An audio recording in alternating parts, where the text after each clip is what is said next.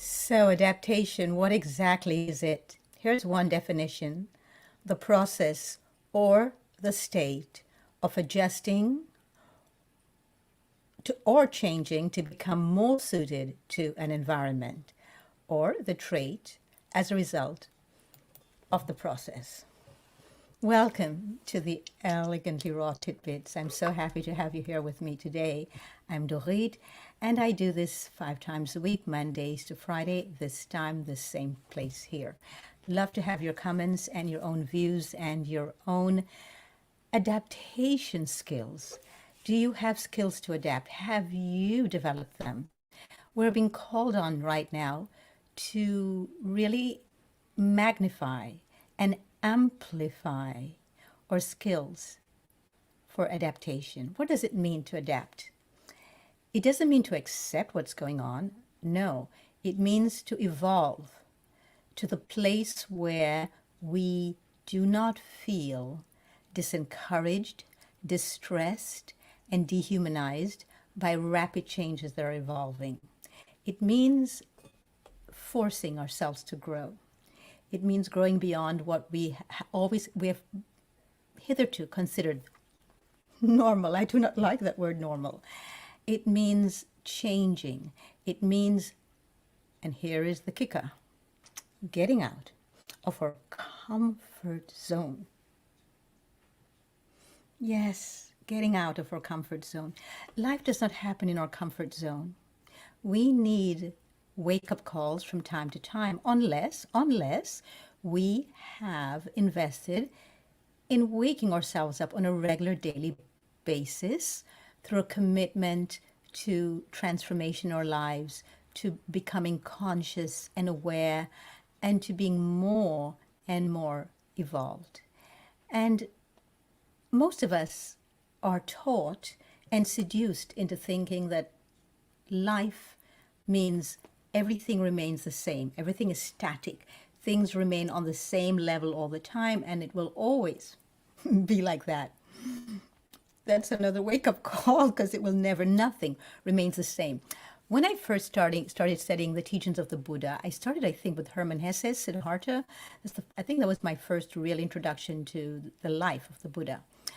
But when I started studying, especially with the Tibetans, I was really amazed by the whole concept and living trait of impermanence. And I loved it. That's the teachings that I love, and that's the work that I have been doing ever since, is accepting impermanence.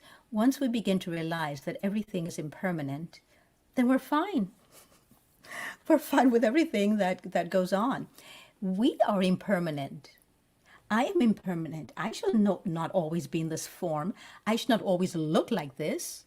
In a few years, the way I look now will change drastically. Probably, I don't know this, but more than likely, we're meant to be changing. We're meant to always be adapting to something different, something new. That's what makes us alive.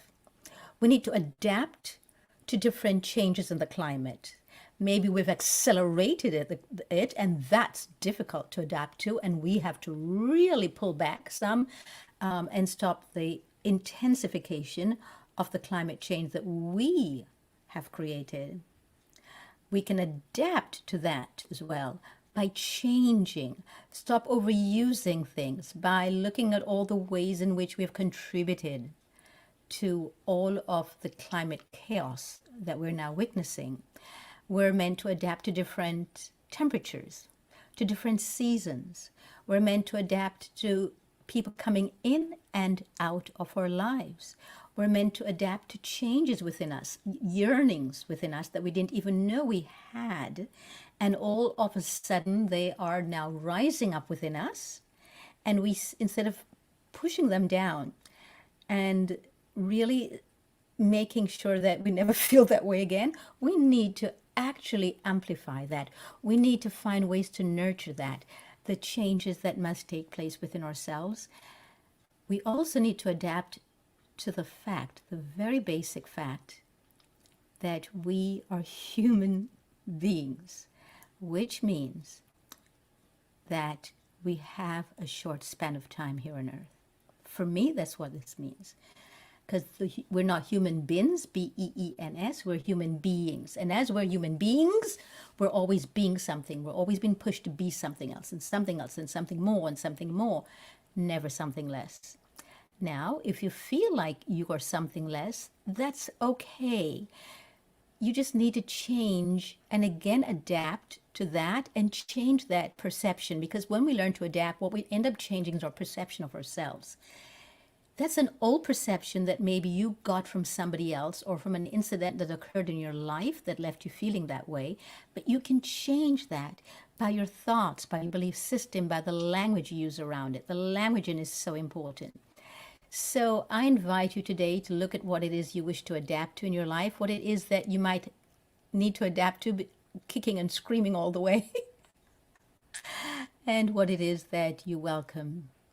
What changes, what transformation do you welcome in your life, and how will you choose to adapt to it? This is very important because they will show up.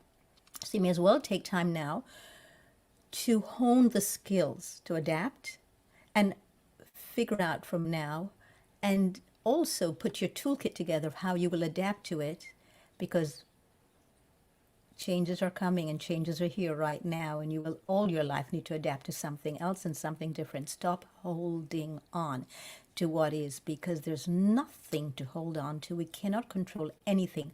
The only control we have is our perception of what occurs outside of ourselves. So I invite you today to write below all the ways that you would like to adapt, and what skills you have cultivated to adapt, and what skills you'd like to cultivate. So join me for more of the same here. Thank you for coming by today, and see you next time. Please click the subscribe button.